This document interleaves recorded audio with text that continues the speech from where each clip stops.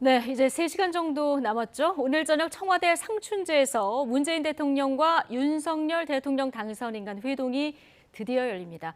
그동안 갈등을 보였던 여러 이슈에 대한 허심탄회한 대화가 오갈까요? 신구 권력 갈등이 노출되는 사이 윤석열 당선인 국정수행 전망은 2주 새 8%포인트 이상 빠졌는데요. 전문가 두 분과 관련 내용들 짚어보겠습니다.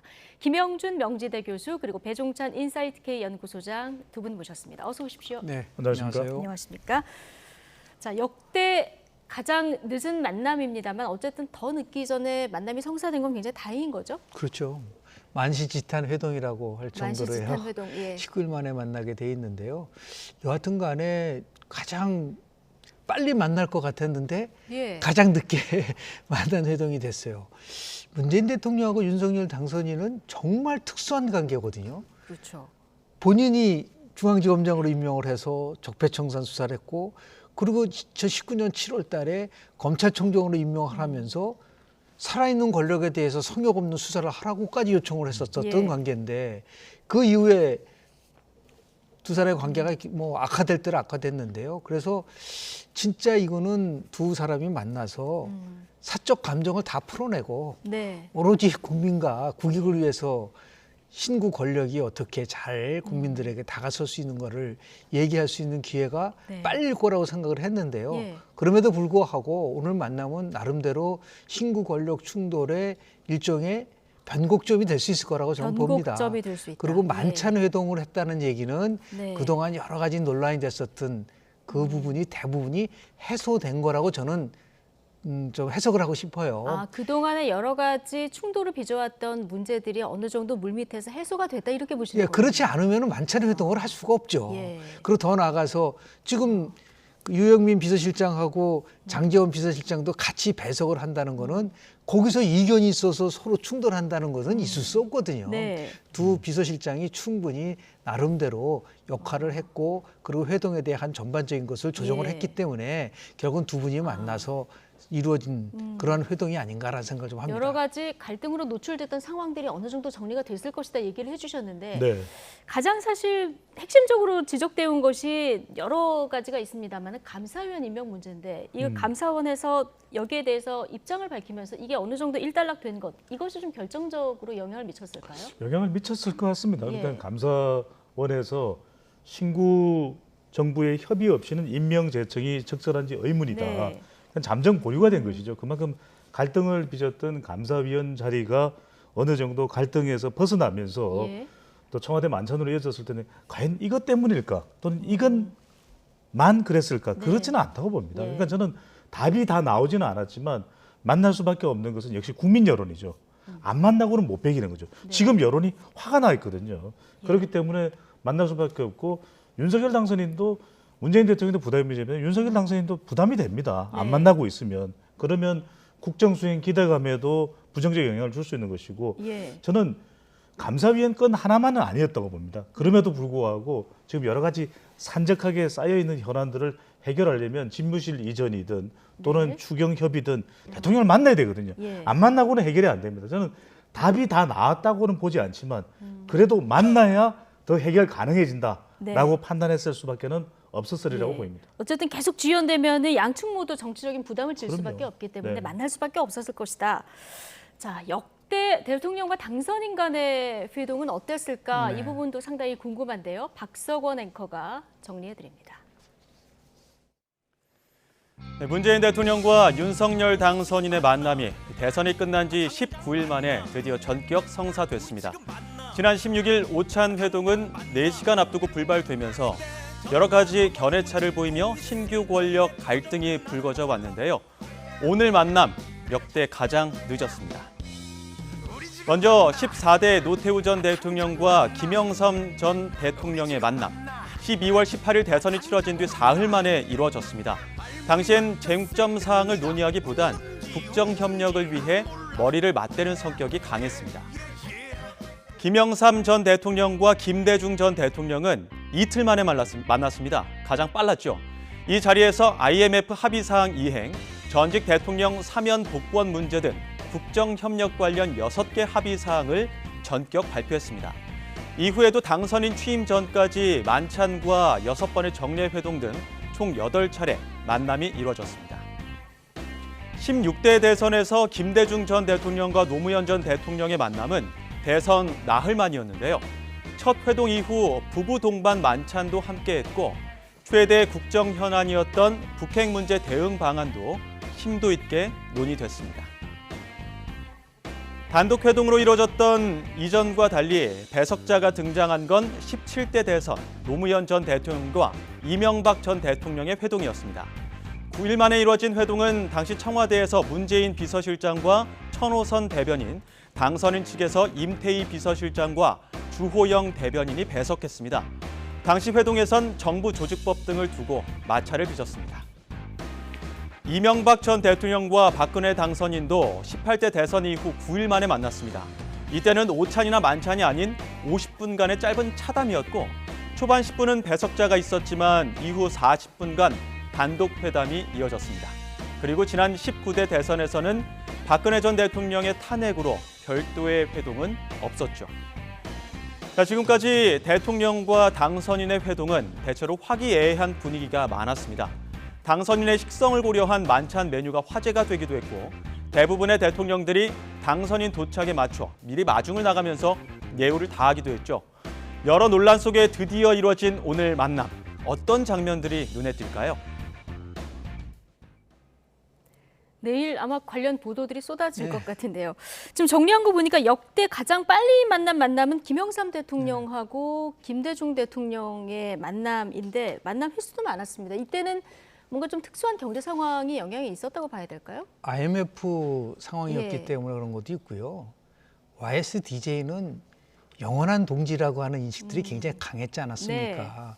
그리고 이제 우리나라에서 성공적인 모델로서 김영삼 대통령과 김대중 당선인에 대한 얘기를 많이 학계에서는 거론합니다. 예. 그 이유는 청와대에서 김영삼 정부 때 근무했었던 많은 분들이 김대중 대통령으로 바뀌었음에도 불구하고 상당히 많은 인사들이 여전히 청와대에서 일을 했어요. 아. 이런 것들이 이제 굉장히 이제 성공적인 모델이라고 네. 볼 수가 있는 것이고 그 당시만 해도 DJP 공동정부였었지 않습니까? 네. 그래서 김대중 대통령이 과거는 뭐 2000년도 총선에서는 운동권에 있는 분들을 많이 영입을 했지만 본인이 딱 당선되고 나서는 운동권 인사들을 전혀 영입하지 않았습니다. 이 IMF 상황 속에서는 최고의 전문가들이 이익을 극복해야 된다 그래서 경제 영역으로 결국은 자민련의 인사로 모두 채우게 했습니다. 네. 그 당시만 자민련의 인사분들은 이제 경륜 있는 분들이 많았거든요. 예. 그래서 아주 조기에 IMF를 극복하는 데 있어서 김대중 전 대통령이 탁월한 리더십을 보인 부분이 있습니다. 예. 그래서 이러한 그 성공적 모델 리더십을 가져갔다 하면은 국민들로부터 떠나는 대통령이나 새 대통령 당선인도 다 같이 축복을 받을 수 있는 부분들이 있는데 조금 전에 제가 관심을 확 끄는 거는 예. 이명박 대통령하고 박근혜 대통령 당선인이 50분간 차담회를 했는데 그 중에서 약 40분간을 단독 회동을 했다는 그 규절이 있었지 않습니까? 예. 저는 오늘도 만찬 중에 일정한 시간은 두 분이서 단독 회동을 해야 된다고 봅니다. 예. 그래서 거기서 가졌었던 그동안 가졌던 모든 사적 감정을 다 예. 털어내야죠. 여러 명이 배석이 있는 분들에서는 그게 쉽지 않거든요. 네. 그렇게 해서 끝나고 나면 그동안 쌓였던 모든 감정을 다 풀어내고 어떻게 하면 지금 우리가 코로나, 지금 우크라이나 이후의 안보, 경제 안보 지금 복합위기 상황이거든요. 이 부분 속에서 두 대통령, 특히 윤석열 당선인은 이런 얘기를 했어요. 현 정부에서 잘된 것에 대한 인수, 그걸 우리가 학문적 용어로 하면 제도적 기억이라고 하거든요. 그러니까 네. 좋은 거는 잘 기억을 해가지고 이 현 정부에서 쓸 수 있는 그러한 것들이 만약에 구축이 된다고 한다면 예. 협치, 통합 이런 새로운 나름대로의 분위기가 만들어질 수 있지 않을까라는 생각을 이 조심스럽게 한순간에 기대해 봅니다. 풀릴 수도 있다. 그렇습니다. 예. 네네네. 자, 유영민 비서실장이 기왕 늦은 거 약주 한잔 하면서 만나는 게 어떻냐 이렇게 장제원 실장에게 전화를 해서 성사가 된 것으로 알려지고 있는데요. 아마 이 얘기하면서 뭔가 두 분의 독대라던가 이런 것까지 염두에 두고 지금 김영준 교수님께서 말씀해 네. 주신 이런 기대를 좀 반영하고 이게 물밑 대화가 오간 거 아닐까요? 그럼요. 이제 여기서 중요한 게 소통인데 영민 비서실장도 부산이고 장제원 당선인 비서실장도 부산이거든요. 예. 그러니까 지역 정서가 비슷하면 우리가 무슨 지역을 특별히 강조하는 것이 아니라 이렇게 되면 서로 간에 소통이 되거든요.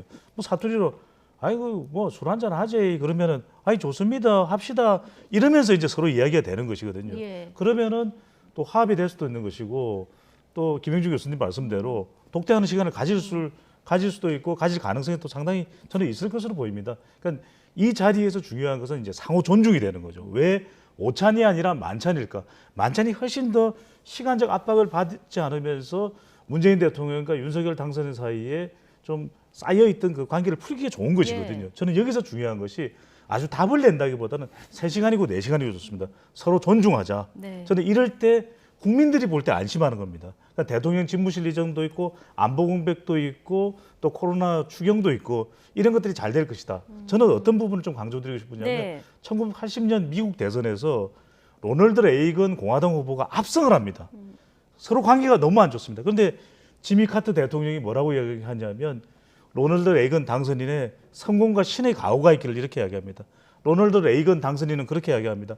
정말 훌륭한 대통령이고 미국의 모델이다. 네. 지미 카터 대통령. 그러면서 훈훈해지는 것이거든요. 그러면서 미국은 감동하는 것이거든요. 예. 저는 오늘 반드시 8시경이 됐든 10시에 나오면 어떻습니까? 11시에 나와도 됩니다. 나와서 국민들에게 정말 힘을 합하기로 했다. 그것만으로도 국민은 행복하게 편하게 잠을 잘 수가 있습니다. 예, 일단 두 분께서 지금까지 쌓여 있어 보이는 이런 감정들을 네. 해소하는 이 부분이 굉장히 중요하다 두 분 다 이야기해 주셨는데 뭐 메뉴가 뭐냐, 뭐 반주는 뭘로 마실까 이런 소소한 궁금증들도 갖는 게 사실인데 좀 관련해서는 알려진 게 없다 이렇게 전해지고 있고 아마 내일 여러 가지 언론 해석과 함께 이제 나올 상황인데요. 무엇보다 무슨 얘기가 오갈까 이 부분이 가장 관심 아니겠습니까? 이제 어떤 그 공식적인 의제는 아니더라도 지금 얘기가 나오는 거 보면은 민생 문제가 먼저 이제 앞에 다뤄질 가능성이 크다 이렇게 크게 전망이 되고 압축하면 있어요. 세 가지 부분에 대해서 좀 논의가 집중적이 될 수밖에 없다. 이제 코로나와 관련돼서 네. 지금 자영업자 소상공인에 대한 적극적 지원을 해서 추경을 빨리 좀 해달라라고 추경 하는 건데 문제. 추경 예. 문제가 제일 큰 거라고 보고요. 예. 두 번째는 결국은 청와대가 어떤 발표를 했냐면 윤 당선인의 집무실 이전에 대해서는 반대하지 않는다 그랬어요. 네. 다만 안보 공백과 관련돼서 우려하는 부분이 있기 때문에 이 부분만 해결된다면 현 정부도 적극적으로 지원하겠다.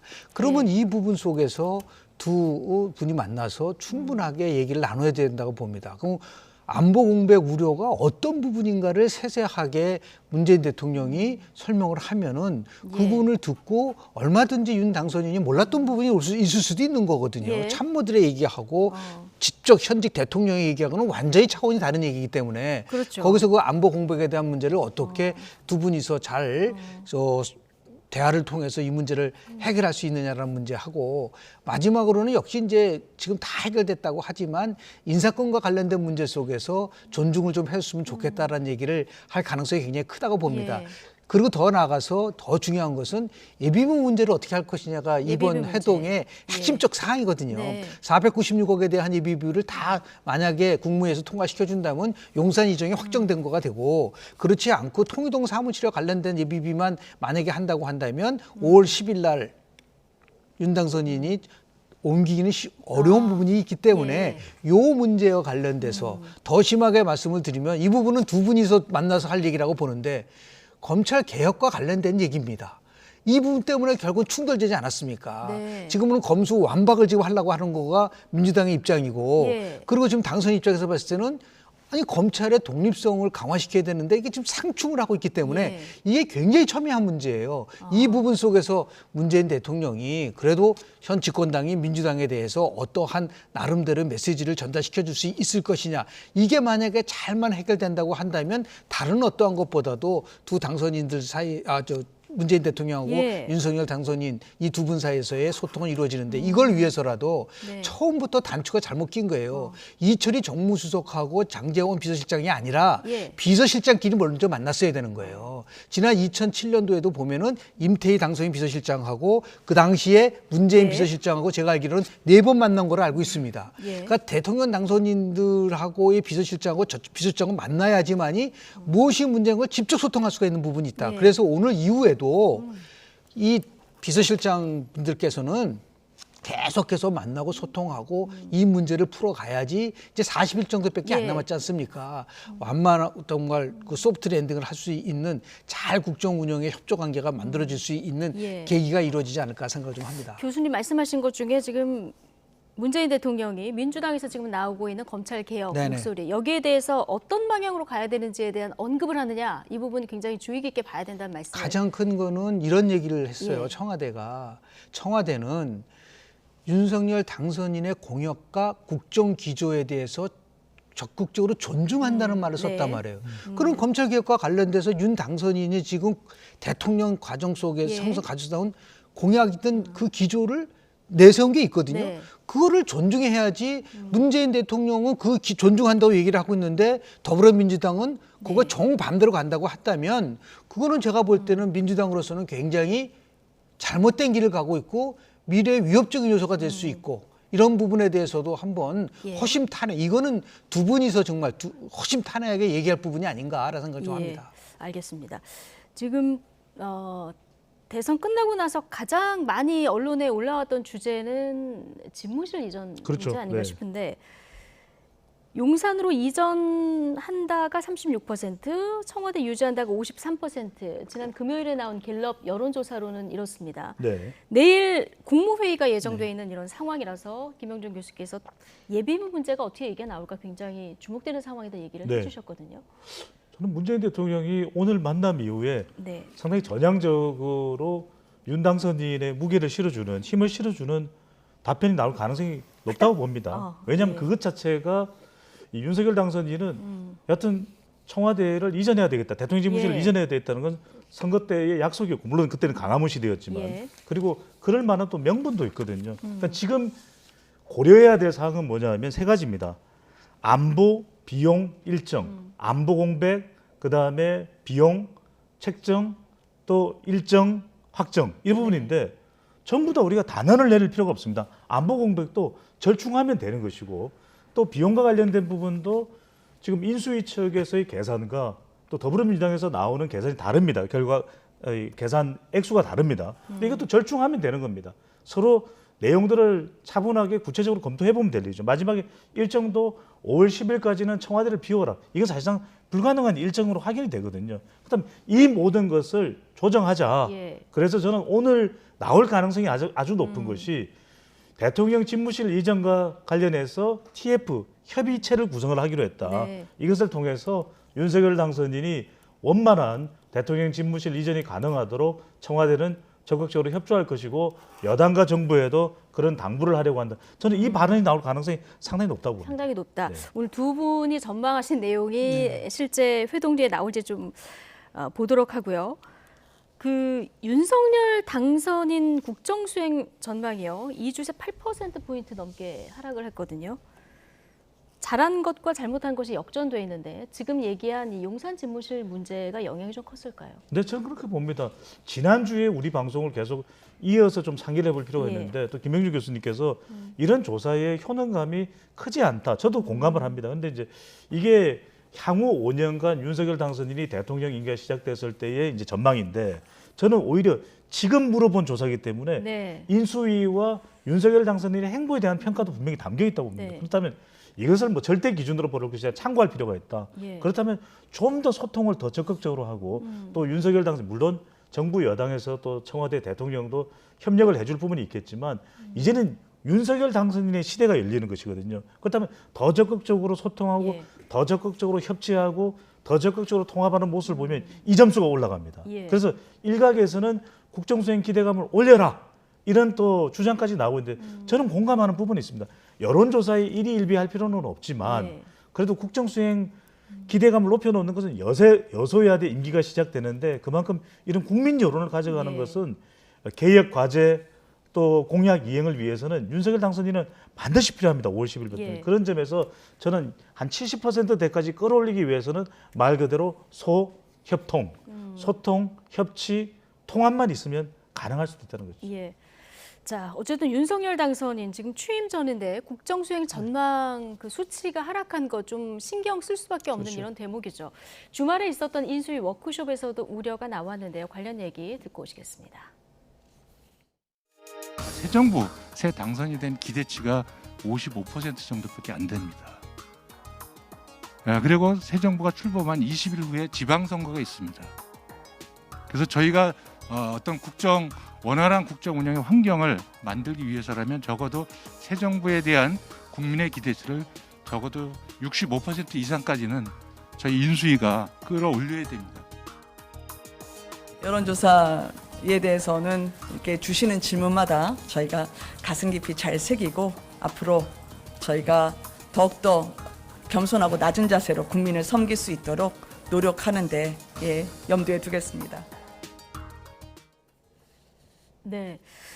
겸손하고 낮은 자세로 섬길 수 있도록 노력하는 데 염두하겠다. 김은혜 대변인의 얘기까지 듣고 오셨는데, 자, 대전, 세종, 충청에서 많이 빠졌고요. 60대 이상에서도 지금 많이 빠진 이런 상황입니다.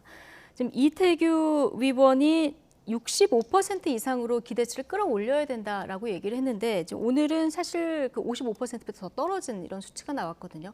앞으로 어떤 부분을 좀 신경 써야 이 수치를 끌어올릴 수 있다고 저는 보십니까? 왜 이렇게 부정적인 평가가 높게 나온가에 대해서 꼼꼼히 한번 생각을 해보면 몇 가지 이유가 있지만 제일 큰 거는 지금 정책에 있어서의 최우선 과제가 실종된 거라고 저는 봅니다.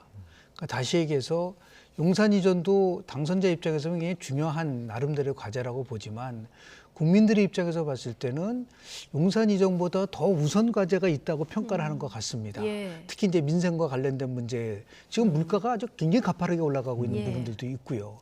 그리고 더 나아가서 우크라이나 사태 이후에 안보에 대한 불안도도 굉장히 강하고 북한은 계속해서 지금 ICBM급으로 미사일까지 쏘고 있는 예. 상황 속에서 과연 우리 새 정부가 무엇에 최우선순위를 둘까라는 것에 대해서 일반 유권자들이 생각하는 강한 그 윤석열표 브랜드가 아직까지 부각이 되고 있지는 못하고 있다고 봅니다.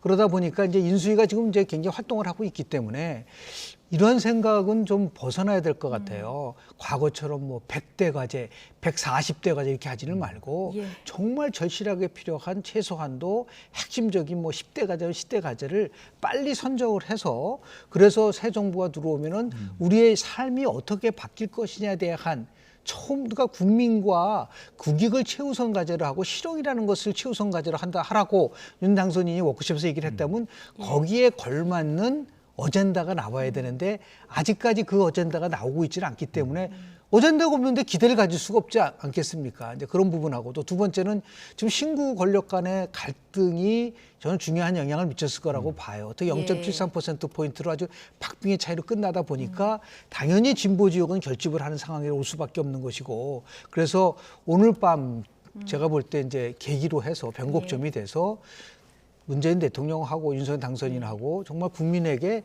뭔가 새로움을 주고 희망을 주고 기대를 줄 수 있는 그러한 가시적인 조치들이 나오면 제가 볼 때는 오늘 나온 조사 결과보다는 다음에 조사를 할 때는 긍정에 대한 평가가 완만하게 좀 상승할 수 있는 그리고 더 나아가서 인사에 대한 부분이 굉장히 중요해요. 이제 뭐 4월 초에 공천 임명을 한다는데 어떤 인물을 가지고 새 내각을 구성할 것이냐도 상당한 기대감을 줄 수 있기 때문에 그런 분에 각별히 좀 신경을 썼으면 좋겠다는 말씀 좀 드립니다. 그 전망 잠시 뒤에 해보도록 하고요. 문재인 대통령 국정수행평가 더 올랐습니다. 레임덕이 없는 대통령 어떤 이유가 가장 크다고 봐야 될까요? 첫 번째는 지지층들이 이제 결집을 하는 것이죠. 그만큼 대선 이후에 이재명 더불어민주당 상임고문 외에 지금 진보 진영의 중심에 서 있는 인물은 역시 문재인 대통령이거든요. 바로 그런 대통령 중심으로 결집하는 현상. 그만큼 진보와 보수가 나눠져 있고 대선 이후에도 문재인 대통령과 윤석열 당선인 사이에 대결 구도가 되고 있다. 두 번째로는 저는 지방선거입니다. 지금 일단은 이재명 상임고문은 2선으로 물러선 상황이기 때문에 그래도 대통령의 후광효과 그러니까 이제 지방선거에 나서는 사람들은 문재인 대통령을 강조할 수밖에 없거든요. 그런 현상도 있고 저는 세 번째는 학습 효과라고 봅니다. 결국 대통령의 지지율이 와르르 무너졌을 때 노무현 전 대통령 때의 학습 효과죠. 결국에는 진보 진영의 기반 자체가 무너지면서 패족이 됐거든요. 그러니까 이제는 대선의 결과도 굉장히 적은 비율의 차이였기 때문에 대통령을 중심으로 해서 똘똘 뭉쳐서 가고 있는 형국이라고 봐야 되는 것이죠. 자, 아까 김용준 교수님 말씀하셨듯이 0.73% 박빙 차이기 때문에 앞으로 이슈 하나하나에 정말 신중을 다해서 관리를 해나가야 되는 이런 시점인데요. 자, 이런 가운데 국민의힘 이준석 대표의 장애인 시위 발언이 지금 정치권 공방으로 확대되고 있습니다. 김혜지 의원 직접 현장을 찾아서 무릎을 꿇기도 했는데요. 관련 내용 듣고 오시겠습니다. 서울 지하철 3호선과 4호선은 서울의 여러 서민 주거 지역을 관통해 도심과 잇는 지하철 노선입니다. 전장에는 조건을 걸지 말고 현재 이해할 수 없는 방식의 시위를 중단하십시오. 우리 사회에서 특정 집단의 요구 사항은 100% 꼭 관철되는 것은 어렵습니다. 그렇다고 해서 선량한 시민 최대 다수의 불편을 야기해서 뜻을 관철하겠다는 방식은 문명 사회에서는 받아들이기 어려운 방식입니다. 그런 정치의 책임 방기를 지적하고 이 시정을 촉구하기 위해서 시민들이 이렇게 몸소 직접 행동을 나서는 것은 대한민국 헌법에 보장되어 있는 중요한 집회와 시위의 자유 그리고 권리입니다. 그래서 이런 시위에 대해서 굉장히 모욕적인 발언, 폄하 표현 이런 것들을 차기 여당의 당대표가 되실 분께서 반복하고 있다는 점에 대해서 깊은 유감을 많은 분들께서 표하셨습니다. 그래서 여러분과 마음을 나누지 못해서 정말 죄송하다는 말씀 정치권을 대신해서 제가 대표로 사과드립니다. 정말 죄송합니다, 여러분. 또한 출근길 불편함을 토로하고 계신 많은 국민들이 계십니다. 그 또한 우리의 국민들입니다. 정말 죄송합니다. 네. 자, 김혜지 국민의힘 의원이 저렇게 무릎을 꿇고 사과하는 모습까지 보고 오셨는데 이준석 대표는 불특정 다수가 불편을 겪고 있다. 직장인들이 특히 이제 불편을 겪고 있다는 점, 이런 점을 이제 내세우고 있는 상황인데 정치권 전반적으로 보면은 좀 혐오 정치다 이런 비판도 많이 나오는 것 같습니다. 프랑스에서는 우리보다 굉장히 시위가 많거든요. 근데 그 프랑스인을 상대로 해서 조사를 한 적이 있어요. 이렇게 지금 이제 시위가 있을 때 당신은 어떤 생각이 드냐. 네. 그러니까 지금은 이준석 대표는 굉장히 불편한 거다라고 얘기를 하고 있지만 그 프랑스인들은 어떻게 되더라고요. 나도 나의 이익과 관련돼 있으면 저렇게 시위를 할 수 있는 권리가 있을 수 있기 때문에 그 사람들의 행위에 대해서 나는 이해한다. 그렇게 대답을 했거든요. 저는 뭐 이준석 대표가 시민들의 불편을 줬다고 단정적으로 얘기를 하지만 우리가 지나가면서 장애인 이동권에 관련된 보장을 그럼 도대체 이 정부는 왜 못하고 있는 것인지에 대한 부분이 얼마든지 있을 수 있는 부분들이 있거든요. 그 롤즈라고 하는 정치 철학자는 뭐라고 했냐면 선천적으로 다른 사람과 비해서 나름대로 열등하게 태어나신 장애인 분들에 대해서 기회를 우선권으로 주는 게 정의라고 얘기를 했어요. 예. 그러니까 우리 정의적 관점에서 그걸 봐야 되지. 이걸 시민의 불편적 사항에서만 본다고 얘기를 한다고 한다면 그건 굉장히 편협적인 시각이라고 볼 수밖에 없는 것이고요. 그런 의미에서 저는 이준석 대표가 얘기하는 부 속에서 동의하기 어렵다. 훨씬 더 우리가 성숙한 우리가 민주주의라든지 그리고 시위와 관련된 헌법에서 보장된 집회 결세 자유가 있지 않습니까? 이런 부분들에 대해서도 좀 더 깊이 생각을 한다고 한다면 예. 저는 이준석 대표의 그런 생각도 바뀌지 않을까라는 생각을 좀 합니다. 예, 자, 우리 국민들은 어떻게 보고 계실까요? 배종찬 소장님은 네. 앞으로 이 이슈 여론에 어떤 영향을 미칠 거라고 보십니까? 이준석 국민의힘 대표의 발언이나 또 불편하다고 인식하는 정치인이 있다면 상당히 악화될 수밖에 없죠. 저는 김영준 교수님 말씀에 전적으로 공감하면서 왜 그럴까? 이제 첫 번째 찾아야 되는 것은 네. 이유입니다. 이유. 왜 장애인 단체가 이렇게 시위하고 이렇게 행동할 수밖에 없을까? 우리는 불편하다고 이야기하죠. 장애인분들은 더 불편합니다. 예. 더 심각합니다. 그분들에게는 죽고 사는 문제일 수도 있습니다. 예. 두 번째는 뭐냐? 이것이 장애인분들만의 문제일까요? 우리 모두의 문제입니다. 장애인분들도 가족이 있습니다. 친구가 있습니다. 더 힘든 것이죠. 그렇다면 무릇 정치인을 우리가 왜 정치인에게 호소하고 기대는 이유는 뭡니까? 비판을 하는 것을 들으려고 하는 것이 아니라 해법입니다. 그러면 자 이렇게 해도 뭔가 좀 법안이 잘 안 만들어지고 하는데 우리가 어떻게 해서 다 모입시다. 국민의힘 전 의원을 참석하게 만들어서 우리 이들을 위한 해법이 뭡니까? 그들의 눈물을 닦아줄 수 있는 방법이 뭡니까? 해법을 찾아내는 게 맞는 거죠. 네. 저는 더 여론은 특히 MZ세대, 여성, 중도층, 대선 때 얼마나 중요했습니까? M여중. 이들의 여론은 더 악화될 수밖에 없는 것이죠. 이들의 여론은 더 악화될 수밖에 없다. 어쨌든 정치권이 머리를 맞대서 좀 해법을 찾아야 되는 이런 문제인 건 분명한 것 같고요. 자, 마지막으로 이 얘기 짧게 해볼 텐데 내각 구성의 첫 단추가 이제 국무총리 아니겠습니까? 하나평이 뭐 굉장히 많은 인물들이 나오고 있는 상황입니다. 지금 나온 인물들 몇몇 보면은 뭐 안철수 대통령직 인수위원장은 뭐 계속 거론이 되었고요. 김한길 인수위 국민통합위원장, 그리고 박주선 취임준비위원장, 한덕수 전 국무총리, 박용만 전 두산그룹 회장도 들어가 있고요. 권영세 그 대통령직 인수위 부위원장 이름도 나오고 이 밖에 뭐 여러 명이 또 등장하는 이런 상황인데 김영준 교수님 보시기에 이 가운데 좀 적임자가 있어 보이십니까? 실제로 보면 이제 정무형이냐, 네. 정무형은 이제 야당과의 관계를 잘 이끌어 가실 수 있는 네. 분. 뭐 김한길 지금 보니까 인수위 국가통합위원장이 그쪽에 아주 적임이라고 얘기를 하는 부분들이 있고요. 정무 통합. 네, 경제형 같은 경우는 뭐 박영환 지금 얘기하는 예. 회장님도 이제 경제형이라고 볼 수가 있는 것이고, 더 나아가서 관리형, 그냥 대통령과 같이 하는 것보다는 의전적인 부분에 관심을 두는 부분들도 있을 수 있겠고요. 이런 여러 가지 형이 있지만은 이번에 총리는 두 가지 면에서 과거 총리와 좀 달라요. 초대 총리가. 예. 제일 첫 번째는 책임 총리란 말을 당선인이 선거 기간 내내 써왔죠. 썼기 예. 때문에요. 두 번째는 이게 공동정부라는 것을 얻어도 되는데 다만 이게 이제 두 정당, 국민의당과 국민의힘이 합당을 하게 되면 이제 공동정부라는 건 이제 사라지는 거죠. 왜냐하면 같은 당에서 있기 때문에 예. 공동정부라는 건 사라지기 때문에. 다만 제가 추론한 거는 대통령 당선인이 그동안 얘기한 거가 크게 세 가지로 빅데이터 분석을 해보면 네. 실용에 대한 얘기를 많이 했고요. 예. 두 번째는 경제에 대한 얘기를 많이 했고 그리고 세 번째는 통합에 대한 얘기를 많이 했단 말이죠. 네. 그러니까 경제 성장을 통해서 복지와 선순환 구조를 이루면서 사회가 통합적으로 가져간다고 한다면 예. 본인이 갖고 있는 열정보다도 이제 국무총리는 나름대로 경제적 식견과 경륜을 갖고 있는 분 쪽에다가 예. 비중을 두지 않을까라는 생각을 조심스럽게 예. 생각해 봅니다. 네. 오늘 인수위에서도 경제 원팀을 이룰 최적임자를 찾는 중이다 이런 메시지가 나오거든요.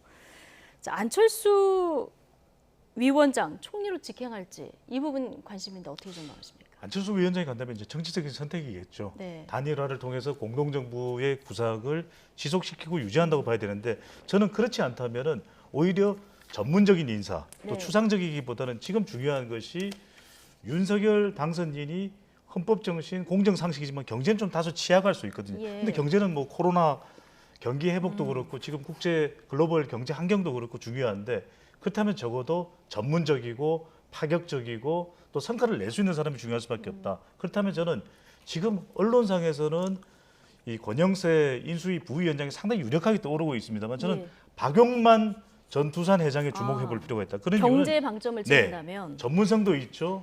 그리고 또 하나의 개혁적인 경영을 했죠. 또 하나는 정경련 회장이 아니라 대한상공회의소 회장 출신이라는 겁니다. 예. 그만큼 중견기업과 중소기업까지 두루 살폈던 그런 경력이 있기 때문에 네. 박용만 전 회장도 상당히 주목받을 것으로 보입니다. 예, 알겠습니다. 근데 과거 경험을 보면 하마평에 오르지 않은 다크호스가 떠오를 때도 있어서 가능하죠. 누가 지명될지 이건 4월 초에 좀 지켜봐야 될 것 같습니다. 김영준 명지대 교수, 배종찬 인사이트K 연구소장 오늘 두 분과 함께했습니다. 고맙습니다. 감사합니다.